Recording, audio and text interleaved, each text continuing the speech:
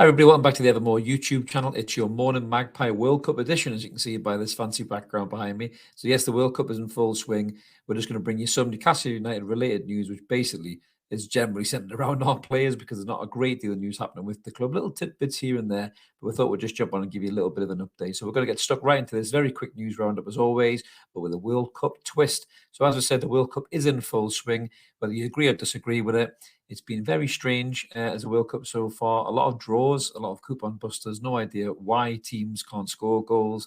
Very weird. Can't really blame the heat because all the stadiums are air conditioned. A bit like, when you sit in an airplane, you get that little nozzle. They're all over the place apparently. So I've got no idea why teams are being so shit at this World Cup. But yeah, it's definitely a coupon buster. So those gambling addicts out there, or maybe not addicts, maybe people just like a flutter, I probably have an absolute coupon busted mare with this World Cup so far. So we're really interested in all fairness. Obviously, you're interested in England, but you're interested in our lads at the World Cup. And there is a couple of them, so let's have a look at them. So the Geordie Lions raw, then draw.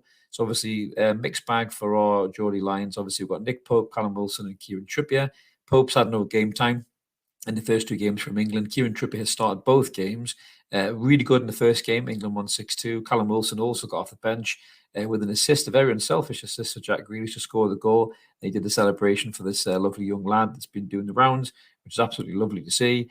But yeah, the second game was a little bit ropey for England. So the 0-0 draw has just been played out tonight against the United States. United States are a decent side, very athletic, just lack a striker.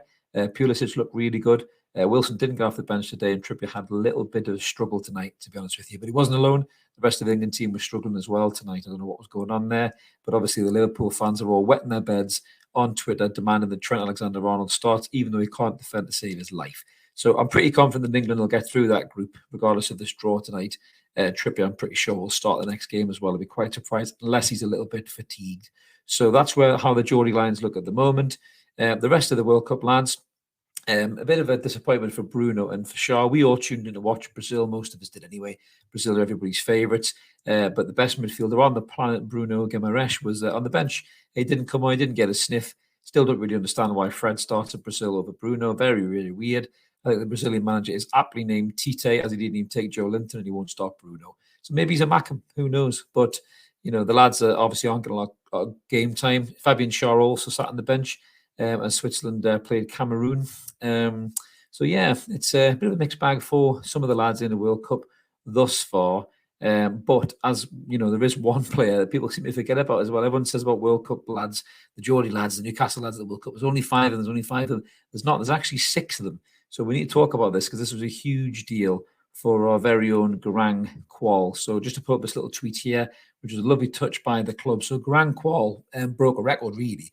Not only did he become the youngest ever Australian international to represent his country at a World Cup, but he also became the 9th youngest player in World Cup history when he came on against France.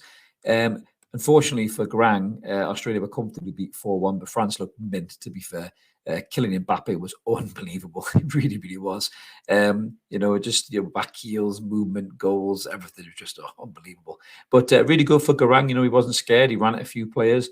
Game was well beyond Australia there. So, bodes really well for the young lad. I think, to be fair to him, he's actually got a really good future ahead of him. So, yeah, I'm very excited to see what Garang can do when he comes back to Newcastle. So, Brazil and Switzerland haven't played their second games yet. Only England have done that for our lads so far. So we'll keep an eye on how the rest of the boys do. I'm pretty sure Bruno will get some game time soon, possibly Fabian Schär as well.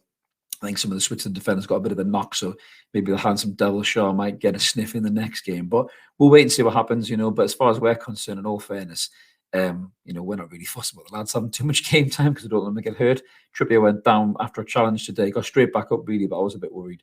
We're seeing him grab his ankle. And I said to the missus, not scared, but I said to her, that's my worst nightmare for Kieran Trippier to go down, grab his ankle and be injured. But, that's where the lads are at the World Cup right now. So a little bit of other news. It's been doing the rounds.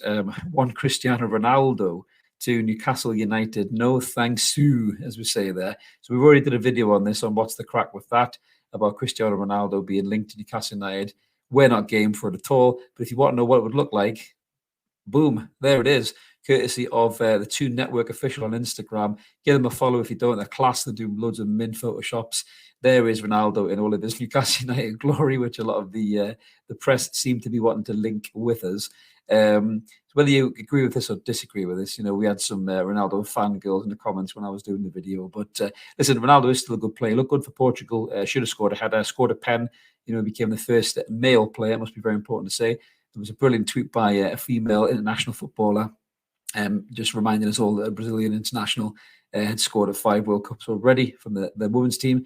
But Ronaldo become the first male player to score 5 consecutive World Cups. So it's a hell of an achievement. He still looked hungry for goals. He looks in great shape, to be fair. So there's a lot of talk about Saudi Arabia going for him. And I know he said previously that he didn't want to do that. He wanted to stay and continue his legacy in the Champions League. But if no Champions League teams come in from him, and he gets the chance to play in the Saudi Arabian League for a reported, I'm sure somebody said it was £300 million or something daft like that, which is unbelievable. Some people have talked about would there be a 6-month loan spell at Newcastle United, very similar to what Frank Lampard did at City when he signed for New York.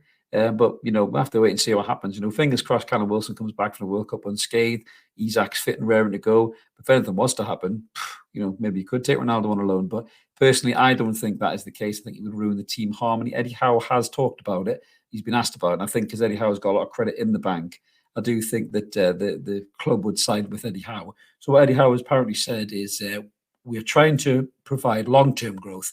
At the moment, we have quite an aging squad.